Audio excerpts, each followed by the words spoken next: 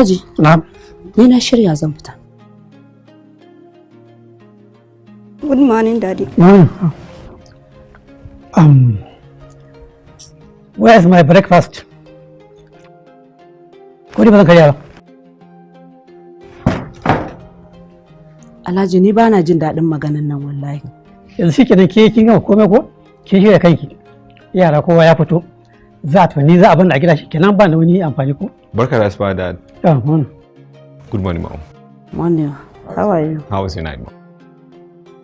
Mun yi lati ma wallahi. Yanzu ina maganin yarar aikin nan. Eto, da na tafi dai ta ce mun dan Allah in ba ta nan da kwana 2 za ta kira ni. 2 days. Okay. Shikenan. Wallahi Alhaji mun makara. Zan sauke ta ma a wajen aiki. Okay, Mommy, ni ma ku fita da ni za ku drop in ina a gidan su Abdul. Ha, ina motar taka.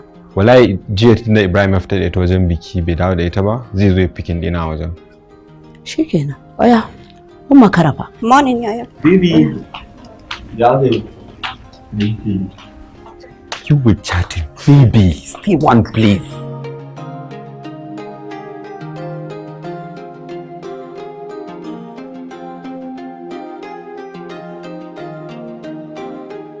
Hakika babban asara ce ka shekara 70 da mace ɗaya saboda san zuciya irin na 'ya'ya mata.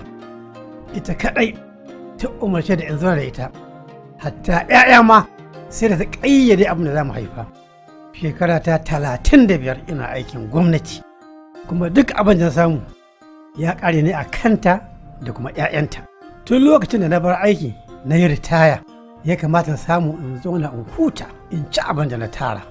Ita ba ta da lokaci na, 'ya'yanta ma ba su da lokaci na. Ba ni da wani aiki sai karanta jarida da jin labarai, kuma hakan ba abin da yake haifarwa sai ɓacin rai. Kaga na shekara 35 kenan ina yi mata aiki ita da yaranta. Yau gashi na zama wulakantacce mai gadin cikin gida, na samun musu aiki, na ɗauki ɗawainiyarsu, amma yanzu su ɗa masa bani abinci ya gagara.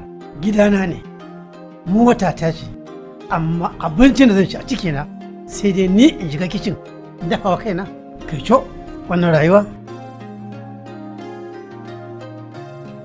Yanzu yaran nan wai duk sauran wai ga mutane ana kawo 50-20, yaran nan sun lalace kowa kullum sun lalace. Daidai.